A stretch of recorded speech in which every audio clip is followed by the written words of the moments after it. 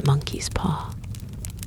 Without, the night was cold and wet, but in the small parlor of Laburnum Villa, the blinds were drawn and the fire burned brightly. Father and son were at chess, the former, who possessed ideas about the game involving radical changes, putting his king into such sharp and unnecessary perils that it even provoked comment from the white-haired old lady knitting placidly by the fire. "Hark at the wind," said Mr. White, who, having seen a fatal mistake after it was too late, was amiably desirous of preventing his son from seeing it. "I'm listening," said the latter, grimly surveying the board as he stretched out his hand. "Check. I should hardly think that he'd come tonight," said his father, with his hand poised over the board. "Mate," replied the son. "That's the worst of living so far out," bawled Mr. White, with sudden and unlooked-for violence.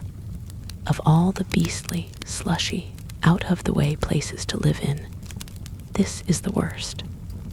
Pathways a bog, and the roads a torrent. I don't know what people are thinking about. I suppose because only 2 houses in the road are let. They think it doesn't matter." "Never mind, dear," said his wife soothingly. "Perhaps you'll win the next one." Mr. White looked up sharply, just in time to intercept a knowing glance between mother and son. The words died away on his lips, and he hid a guilty grin in his thin gray beard. "There he is," said Herbert White, as the gate banged to loudly and heavy footsteps came toward the door. The old man rose with hospitable haste, and opening the door, was heard condoling with the new arrival. The new arrival also condoled with himself, so that Mrs. White said, "Tut, tut," and coughed gently as her husband entered the room, followed by a tall, burly man, beady of eye and rubicund of visage. "Sergeant Major Morris," he said, introducing him. The sergeant major shook hands, and taking the proffered seat by the fire, watched contentedly while his host got out whiskey and tumblers and stood a small copper kettle on the fire. At the third glass his eyes got brighter, and he began to talk, the little family circle regarding with eager interest this visitor from distant parts, as he squared his broad shoulders in the chair and spoke of wild scenes and doughty deeds, of wars and plagues and strange peoples. 21 years of it," said Mr. White, nodding at his wife and son. "When he went away, he was a slip of a youth in the warehouse. Now look at him." "He don't look to have taken much harm," said Mrs. White, politely. "I'd like to go to India myself," said the old man. "Just to look round a bit, you know." "Better where you are," said the sergeant major, shaking his head. He put down the empty glass and, sighing softly, shook it again. "I should like to see those old temples and fakirs and jugglers," said the old man. "What was that you started telling me the other day about a monkey's paw or something, Morris?" "Nothing," said the soldier hastily. "Leastways, nothing worth hearing." "Monkey's paw," said Mrs. White curiously. "Well, it's just a bit of what you might call magic, perhaps," said the sergeant major, offhandedly. His 3 listeners leaned forward eagerly. The visitor absent-mindedly put his empty glass to his lips, and then set it down again. His host filled it for him. "To look at," said the sergeant major, fumbling in his pocket. "It's just an ordinary little paw, dried to a mummy." He took something out of his pocket and proffered it. Mrs. White drew back with a grimace, but her son, taking it, examined it curiously. "And what is there special about it?" inquired Mr. White as he took it from his son, and having examined it, placed it upon the table. "It had a spell put on it by an old fakir," said the sergeant major. "A very holy man. He wanted to show that fate ruled people's lives, and that those who interfered with it did so to their sorrow. He put a spell on it so that 3 separate men could each have 3 wishes from it. His manner was so impressive that his hearers were conscious that their light laughter jarred somewhat. "Well, why don't you have 3, sir?" said Herbert White cleverly. The soldier regarded him in the way that middle age is wont to regard presumptuous youth. "I have," he said quietly, and his blotchy face whitened. "And did you really have the 3 wishes granted?" asked Mrs. White. "I did," said the sergeant major, and his glass tapped against his strong teeth. "And has anybody else wished?" persisted the old lady. "The first man had his 3 wishes." "Yes," was the reply. "I don't know what the first 2 were, but the third was for death. That's how I got the paw." His tones were so grave that a hush fell upon the group. "If you've had your 3 wishes, it's no good to you now then, Morris," said the old man at last. "What do you keep it for?" The soldier shook his head. "Fancy, I suppose," he said slowly. "I did have some idea of selling it, but I don't think I will. It has caused enough mischief already. Besides, people won't buy. They think it's a fairy tale, some of them, and those who do think anything of it want to try it first and pay me afterward. If you could have another 3 wishes," said the old man, eyeing him keenly, "would you have them?" "I don't know," said the other. "I don't know." He took the paw and, dangling it between his forefinger and thumb, suddenly threw it upon the fire. White, with a slight cry, stooped down and snatched it off. "Better let it burn," said the soldier solemnly. "If you don't want it, Morris," said the other, "give it to me." "I won't," said his friend doggedly. "I threw it on the fire. If you keep it, don't blame me for what happens. Pitch it on the fire again like a sensible man." The other shook his head and examined his new possession closely. "How do you do it?" he inquired. "Hold it up in your right hand and wish aloud," said the sergeant major. "But I warn you of the consequences." "Sounds like the Arabian Nights," said Mrs. White, as she rose and began to set the supper. "Don't you think you might wish for 4 pairs of hands for me?" Her husband drew the talisman from pocket, and then all 3 burst into laughter as the sergeant major, with a look of alarm on his face, caught him by the arm. "If you must wish," he said gruffly, "wish for something sensible."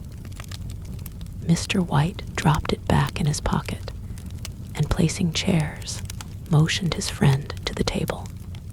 In the business of supper, the talisman was partly forgotten, and afterward the 3 sat listening in an enthralled fashion to a second installment of the soldier's adventures in India.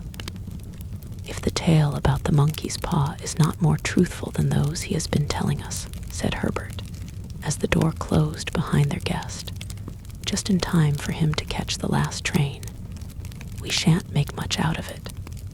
"Did you give him anything for it, father?" inquired Mrs. White, regarding her husband closely. "A trifle," said he, coloring slightly. "He didn't want it, but I made him take it, and he pressed me again to throw it away." "Likely," said Herbert, with pretended horror. "Why, we're going to be rich, and famous and happy, Wish to be an emperor, father, to begin with, then you can't be henpecked. He darted round the table, pursued by the maligned Mrs. White, armed with an antimacassar. Mr. White took the paw from his pocket and eyed it dubiously. I don't know what to wish for, and that's a fact, he said slowly. It seems to me I've got all I want. If you only cleared the house, you'd be quite happy, wouldn't you? Said Herbert, with his hand on his shoulder. Well, wish for £200 then. That'll just do it. His father, smiling shamefacedly at his own credulity, held up the talisman as his son, with a solemn face, somewhat marred by a wink at his mother, sat down at the piano and struck a few impressive chords. I wish for £200, said the old man distinctly. A fine crash from the piano greeted the words, interrupted by a shuddering cry from the old man. His wife and son ran toward him. It moved, he cried, with a glance of disgust at the object as it lay on the floor. As I wished, it twisted in my hand like a snake. Well, I don't see the money, said his son as he picked it up and placed it on the table. And I bet I never shall. It must have been your fancy, father, said his wife, regarding him anxiously. He shook his head. Never mind, though.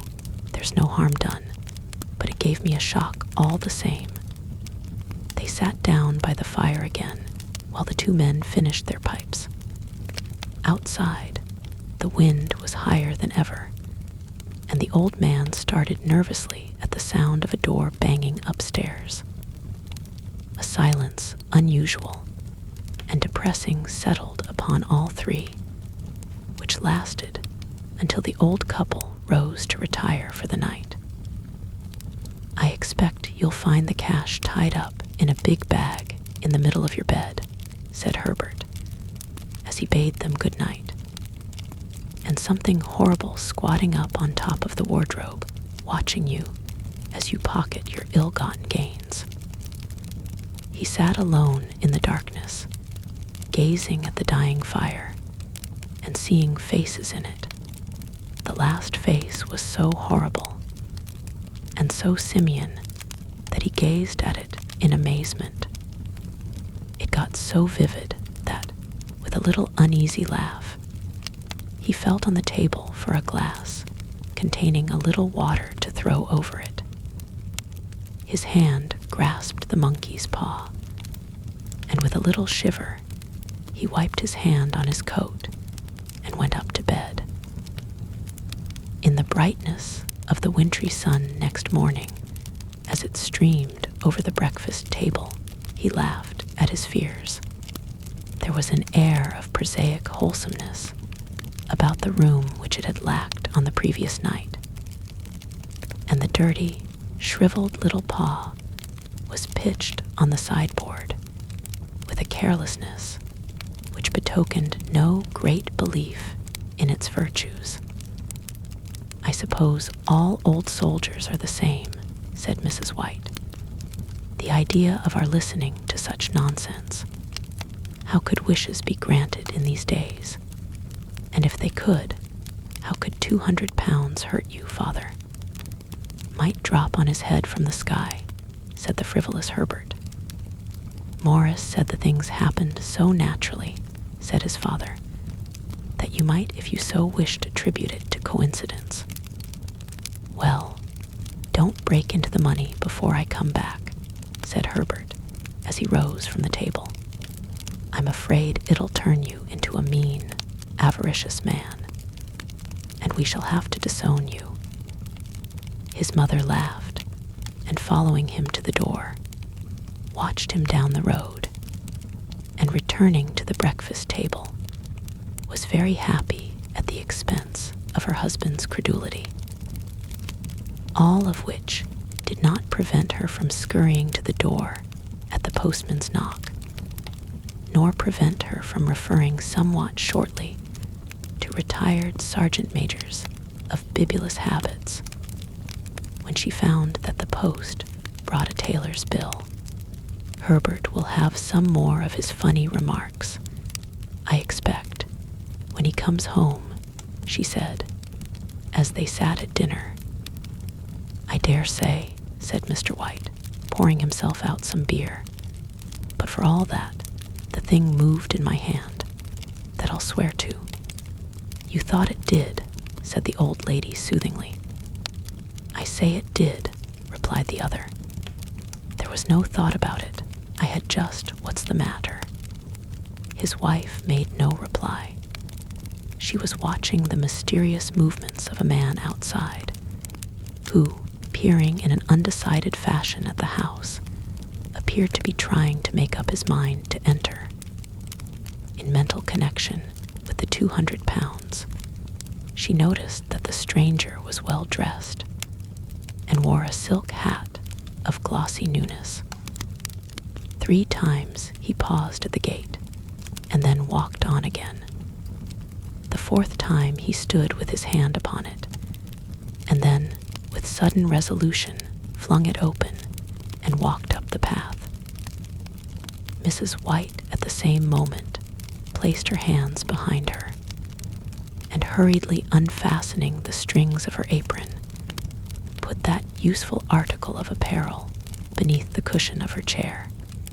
She brought the stranger, who seemed ill at ease, into the room, gazed at her furtively, and listened in a preoccupied fashion as the old lady apologized for the appearance of the room and her husband's coat, a garment which he usually reserved for the garden. She then waited as patiently as her sex would permit for him to broach his business, but he was at first strangely silent. I was asked to call, he said at last, and stooped and picked a piece of cotton from his trousers. I come from Ma and Megan's. The old lady started. Is anything the matter? She asked breathlessly. Has anything happened to Herbert? What is it? What is it? Her husband interposed. There, mother, he said hastily. Sit down and don't jump to conclusions. You've not brought bad news, I'm sure, sir, and he eyed the other wistfully. I'm sorry, began the visitor. Is he hurt? Demanded the mother wildly. The visitor bowed in assent. Badly hurt, he said quietly, but he is not in any pain. Oh, thank God, said the old woman, clasping her hands. Thank God for that. Thank, she broke off suddenly, as the sinister meaning of the assurance dawned upon her, and she saw the awful confirmation of her fears in the other's averted face. She caught her breath, and turning to her slower-witted husband, laid her trembling old hand upon his. There was a long silence. He was caught in the machinery, said the visitor at length in a low voice. Caught in the machinery, repeated Mr. White, in a dazed fashion. Yes. He sat staring blankly out at the window, and taking his wife's hand between his own, pressed it as he had been wont to do in their old courting days, nearly 40 years before. He was the only one left to us, he said, turning gently to the visitor. It is hard. The other coughed, and rising, walked slowly to the window. The firm wished me to convey their sincere sympathy with you in your great loss, he said, without looking round. I beg that you will understand I am only their servant and merely obeying orders. There was no reply. The old woman's face was white, her eyes staring, and her breath inaudible. On the husband's face was a look such as his friend, the sergeant, might have carried into his first action. I was to say that Ma and Megan's disclaim all responsibility, continued the other. They admit no liability at all, but in consideration of your son's services, they wish to present you with a certain sum as compensation." Mr. White dropped his wife's hand and, rising to his feet, gazed with a look of horror at his visitor. His dry lips shaped the words, "How much?" £200 was the answer. Unconscious of his wife's shriek, the old man smiled faintly, put out his hands like a sightless man, and dropped, a senseless heap, to the floor. In the huge new cemetery, some 2 miles distant, the old people buried their dead and came back to a house steeped in shadow and silence. It was all over so quickly that at first they could hardly realize it, and remained in a state of expectation, as though of something else to happen, something else, which was to lighten this load, too heavy for old hearts to bear. But the days passed, and expectation gave place to resignation, the hopeless resignation of the old, sometimes miscalled apathy. Sometimes they hardly exchanged a word, for now they had nothing to talk about, and their days were long to weariness. It was about a week after that the old man, waking suddenly in the night, stretched out his hand and found himself alone. The room was in darkness, and the sound of subdued weeping came from the window. He raised himself in bed and listened. "Come back," he said tenderly. "You will be cold." "It is colder for my son," said the old woman, and wept afresh. The sound of her sobs died away on his ears. The bed was warm, and his eyes, heavy with sleep, closed fitfully, and then slept until a sudden wild cry from his wife awoke him with a start. "The paw," she cried wildly. "The monkey's paw." He started up in alarm. Where is it? What's the matter?" She came stumbling across the room toward him. "I want it," she said quietly.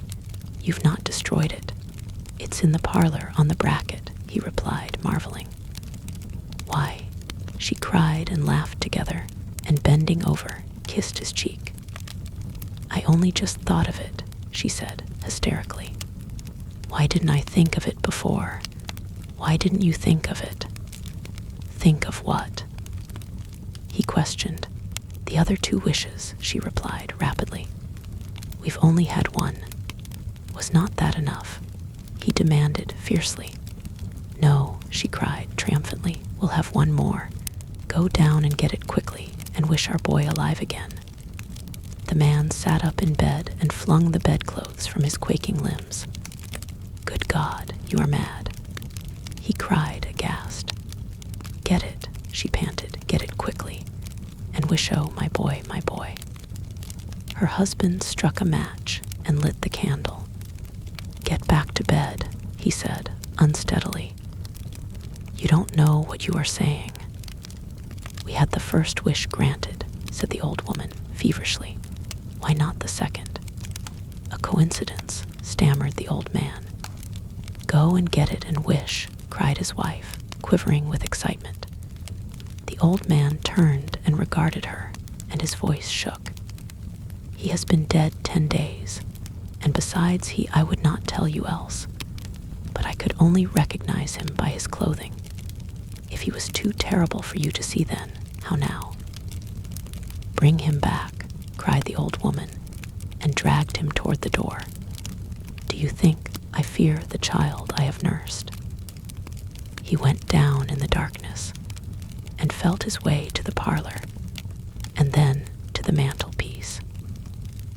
The talisman was in its place, and a horrible fear that the unspoken wish might bring his mutilated son before him ere he could escape from the room seized upon him, and he caught his breath as he found that he had lost the direction of the door.